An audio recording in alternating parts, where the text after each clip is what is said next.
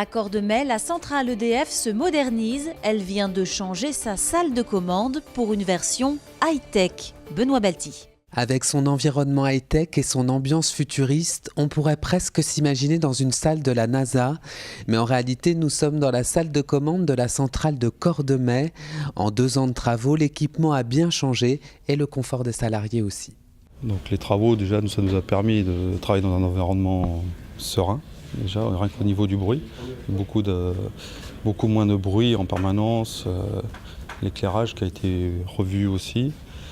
Puis c'est quand même agréable de travailler dans un environnement neuf. Et cette salle de commande, c'est un peu le système nerveux de la centrale. Sur des dizaines d'écrans, des schémas, des graphiques, des données chiffrées, autant d'informations nécessaires pour gérer les 2 tranches charbon de l'unité.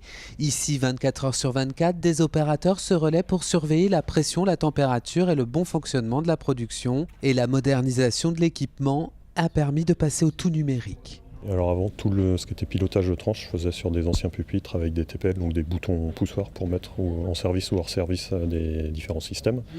Et avec des systèmes d'enregistreurs, donc des plumes qui écrivaient sur des enregistreurs, sur des rouleaux papier en fait. Et donc maintenant tout est passé en numérique, donc c'est beaucoup plus flexible. Ça permet un pilotage beaucoup plus simple, beaucoup plus d'automatisation. Et cette nouvelle salle de commande rentre dans le cadre d'un investissement global de 350 millions d'euros pour moderniser la centrale. Depuis le début de l'année, à cause du grand froid, l'unité EDF de Cordemais a produit un volume d'énergie déjà supérieur à l'ensemble de l'année 2016.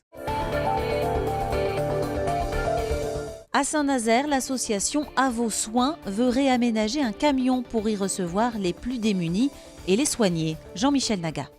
C'est un vieux camion de 34 ans qui aura bientôt une deuxième vie. Après avoir servi à la médecine du travail du Mans, il sillonnera dans les prochains mois les rues de Saint-Nazaire. L'association À vos soins vient de l'acheter pour en faire un camion santé itinérant, un outil indispensable pour renforcer l'accès aux soins des plus démunis. L'objectif, c'est d'aller dans différents quartiers de Saint-Nazaire et du territoire où on a identifié des besoins spécifiques. Ça peut être sur les marchés pour être au contact avec la population âgée, par exemple quand on intervient avec un audioprothésiste.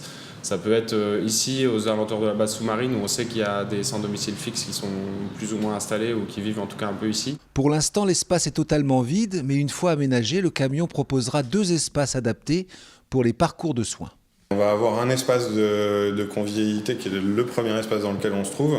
Dans le second espace, il y aura une douche pour l'accès à l'hygiène, pour les personnes qui vivent en conditions de mal logement, et un espace de consultation, donc pour la partie check-up, avec des dentaires, une audioprothésiste, on aura un ostéopathe, on aura l'ONG Aide qui viendra faire des dépistages gratuits. Mais pour que ce projet aboutisse, il faudra rassembler les fonds nécessaires. Le financement participatif a déjà permis de collecter plus de 18 000 € sur un objectif de 45 000 à atteindre d'ici 42 jours.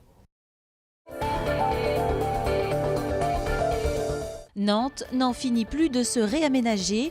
Une nouvelle équipe est missionnée pour travailler sur la pointe ouest de l'île de Nantes. Un parc devrait voir le jour à la place des parkings. Fini la grisaille du quai Wilson, imaginez plutôt un grand parc paysager, 12 hectares agrémentés de solarium, de pontons, voire même d'une guinguette. C'est l'un des projets phares de la 3e phase de réaménagement de l'île de Nantes.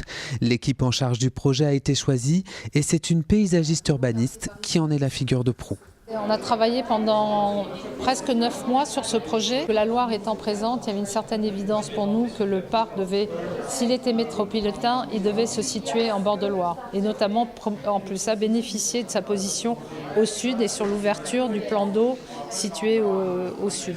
Après le réaménagement des anciens chantiers de la Berge Nord et d'une partie de la Prairie au Duc, la 3e phase s'intéresse à la partie sud-ouest de l'île, un quartier qui accueillera entre autres le nouveau CHU à l'horizon 2026. Et si le projet de l'équipe de Jacqueline Hosty a été retenu, c'est pour la grande place qu'il accorde au végétal dans l'environnement urbain.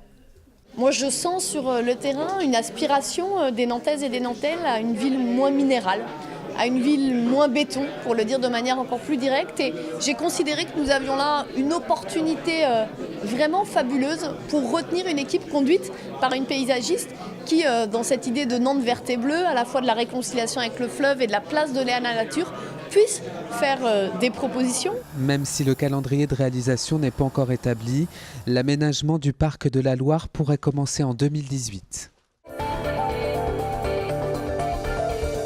Il est de retour au HBC Nantes. Sélectionné dans l'équipe de France pour le mondial, le handballeur Olivier Nyokas revient sur son titre de champion du monde. C'est vraiment une expérience forte qui va faire de moi quelqu'un de plus confiant, de plus fier. J'entre dans le panthéon du handball français avec ce titre et c'est une grande fierté pour moi, ma famille et pour mon club, ma région aussi. Après, voilà, il y a d'autres choses qui arrivent très très vite. Il va falloir passer à autre chose, mais voilà, c'est quelque chose que j'ai acquis et que personne ne pourra m'enlever. C'est une grande satisfaction, encore une fois, je le répète.